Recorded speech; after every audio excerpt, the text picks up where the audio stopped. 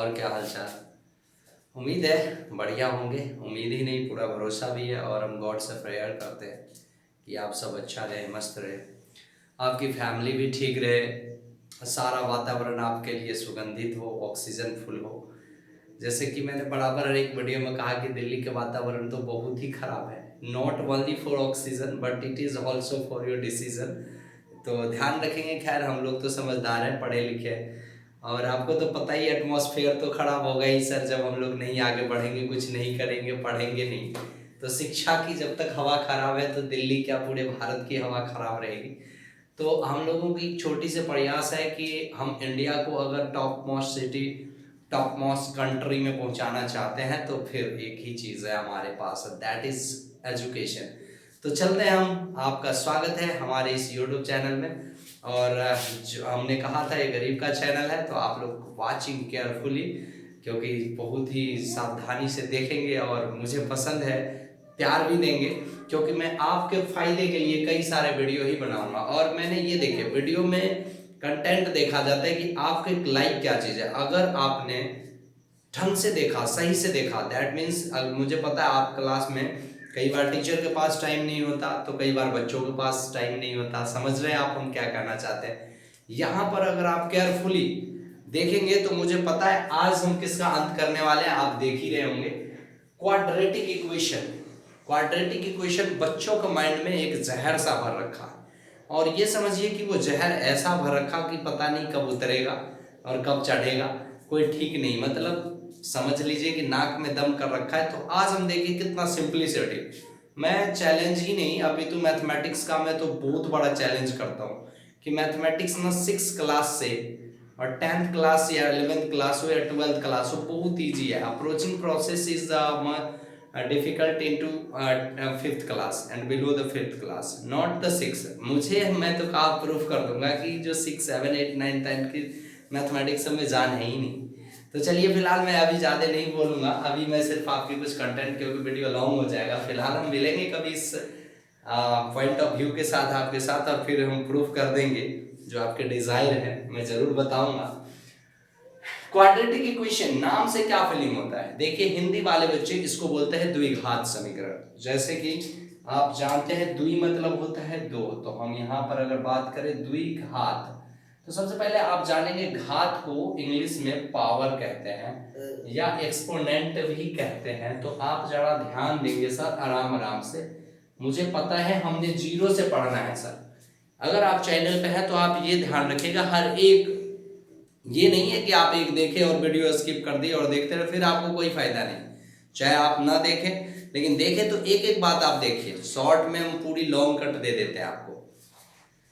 द्वि मतलब होता है दो, घात मतलब होता है पावर यानी एक्सपोनेंट। ऐसे इक्वेशंस, ऐसे अलजेब्रिक एक्सप्रेशन, अब मुझे लगता है कि देखिए अलजेब्रिक एक्सप्रेशन क्या होता है, आप सोच रहे होंगे। देखिए ए बी सी डी से कोई भी वेरिएबल्स आ जाए जिसमें कि हमें वैल्यू फिक्स ना हो, तो उसे हम बोलते हैं एक्सप्रेशन, अलजेब्रिक एक्सप्रेशन। अगर मैंने कहा 2+2, तो आप सिंपली कहेंगे सर 2+2 तो 4 होता है। तो इसमें कोई वेरिएबल है नहीं अभी, लेकिन मैंने यहाँ पर लिख दिया x। तो x क्या है? वेरिएबल है, लेकिन उसकी वैल्यू यहाँ पर फिक्स्ड आ रही है, और वो वैल्यू कितनी असाइन की गई है? 4।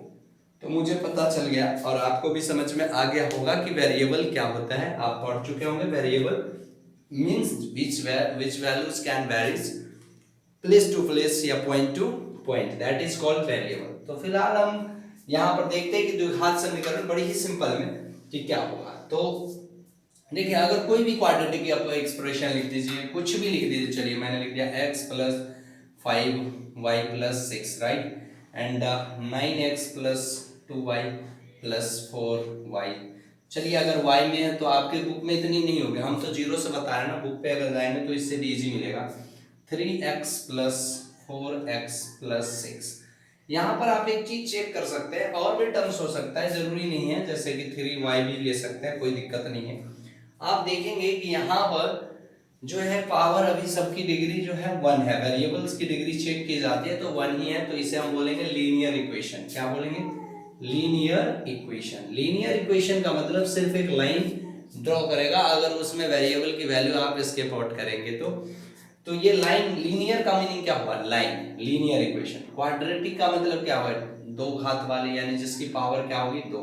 फिर अगर हमने यहाँ पर मान लीजिए 3 दे दिया, यहाँ पर 2 दे दिया, यहाँ पर 1, आप जान सकते हैं कि हाईएस्ट डिग्री इसकी कितनी है, 3।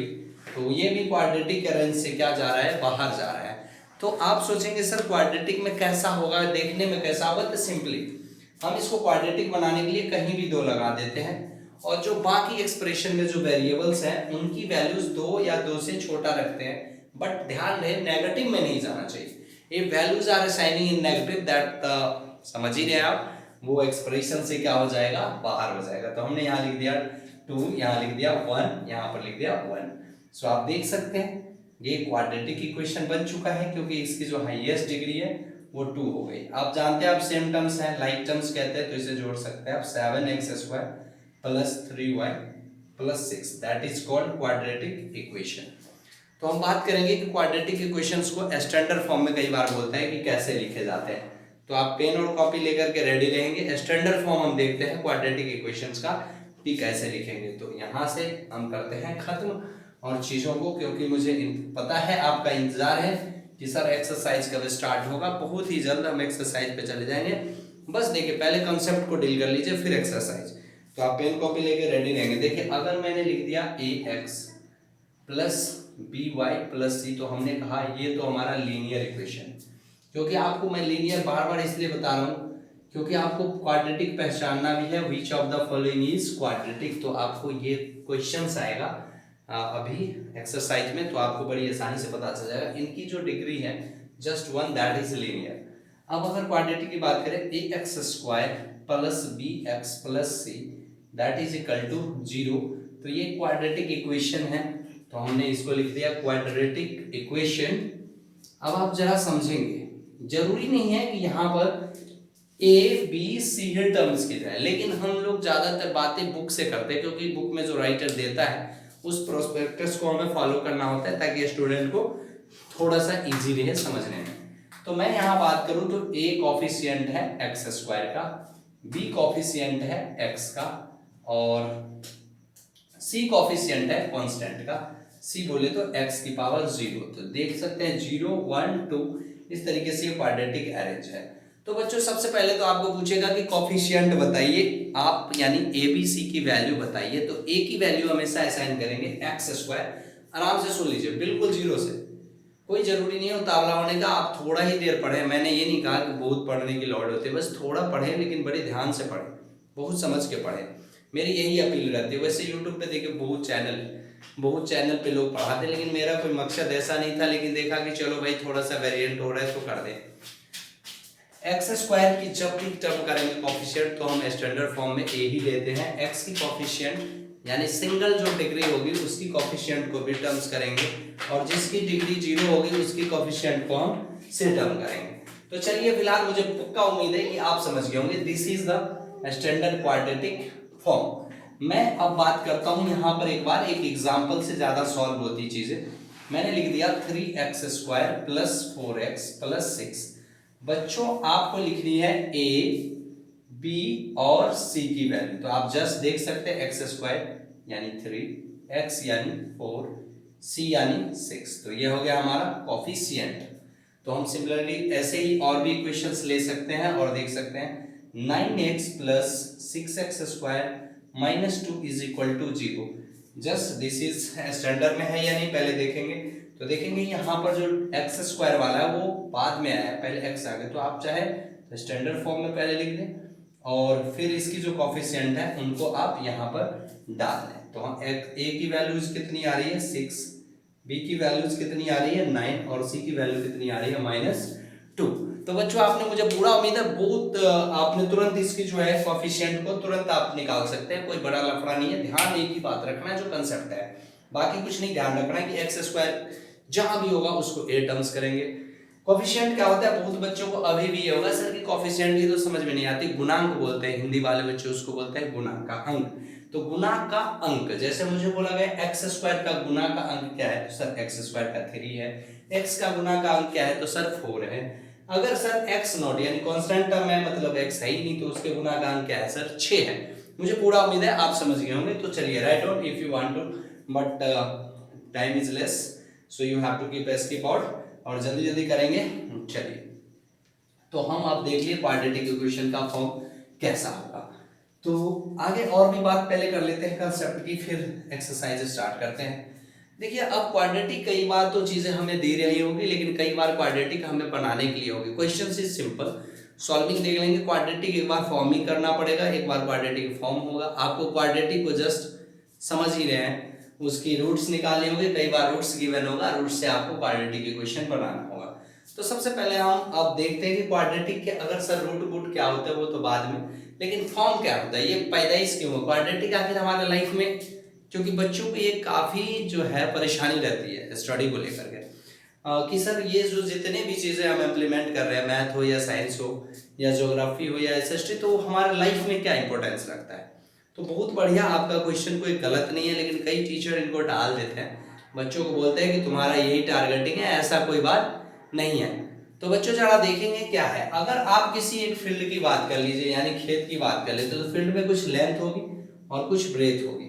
वो फील्ड जरूरी नहीं है कि रेक्टेंगुलर ही हो, फील्ड में भी ट्रायंगुलर भी हो सकता है, फील्ड में भी सर्कुलर भी हो सकता है। तो जब भी किसी चीज की अगर एरिया निकालते हैं आपने मेरा एक वीडियो नहीं देखा होगा तो वीडियो देख लीजिएगा, बहुत हेल्पफुल वीडियो है। एक्चुअली वो ट्रेंड्स में नहीं है, लेकिन आप लोग चाहें तो ट्रेंड्स में हो जाएगा। वो वीडियोस देखने से मुझे गारंटी नहीं, पूरी भरोसा ही है, चैलेंज, क्योंकि जितने बच्चों ने देखा अभी तक कहा लवदीप सर, क्योंकि ऐसा वीडियो कहीं देखा ही नहीं यूट्यूब पे। आप देखेंगे कि इसमें एक लेंथ होगी और दूसरी ब्रेथ होगी, इसकी भी एक डायमेंशन लेंथ हो जाएगी तो दूसरी डायमेंशन ब्रेथ हो जाएगी, इसकी भी एक डायमेंशन लेंथ हो जाएगी तो दूसरी डायमेंशन ब्रेथ। तो एरिया हमेशा ही क्या टर्म्स होता है, लेंथ इनटू ब्रेथ। अब आप जरा देखेंगे लेंथ की भी अपनी एक डिग्री है और ब्रेथ भी अपनी एक आयाम यानी एक डायमेंशन, एक डिग्री रखता है। जब दोनों डिग्री को आपस में हम मल्टीप्लाई कर दें तो कितने डिग्री हो जाएंगे, आपको पता ही, अगर बेस हमारे जैसे x इंटू एक्स, तो इसकी 1 डिग्री और इसकी 1 डिग्री, ये 2 डिग्री हो जाती है।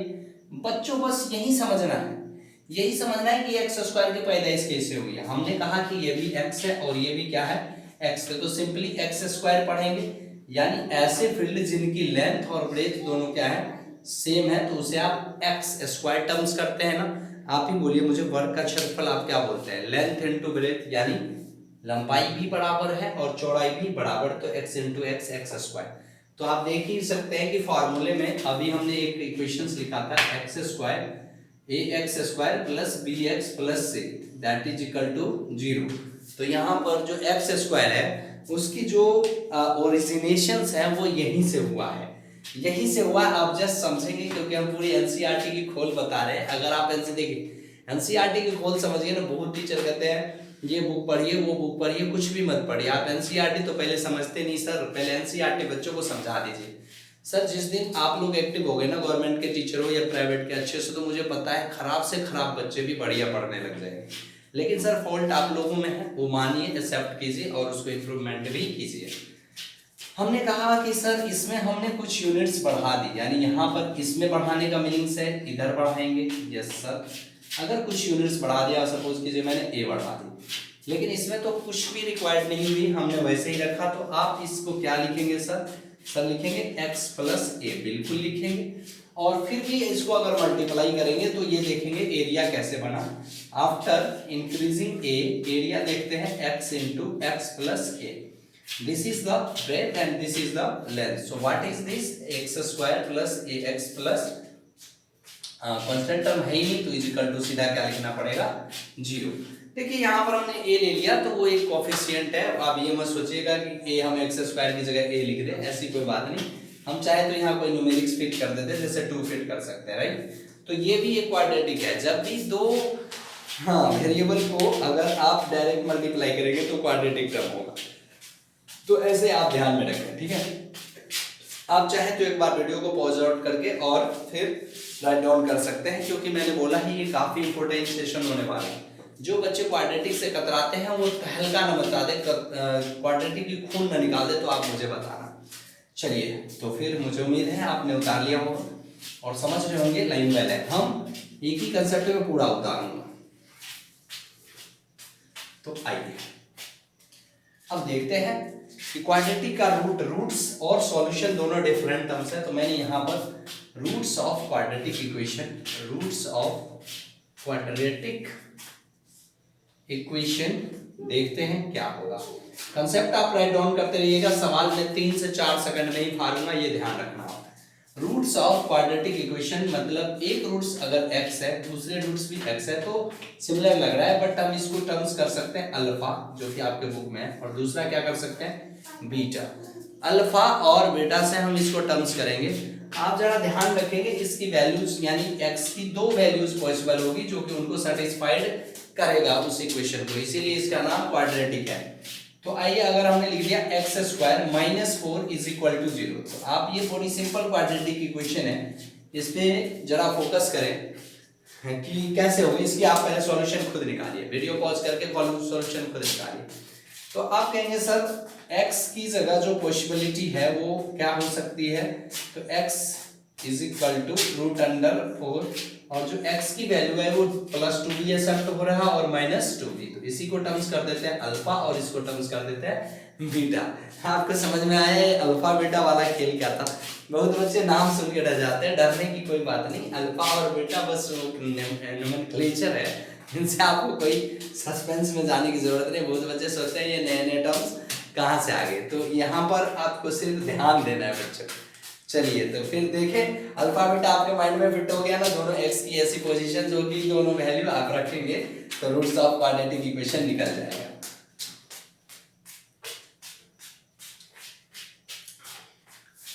One minute.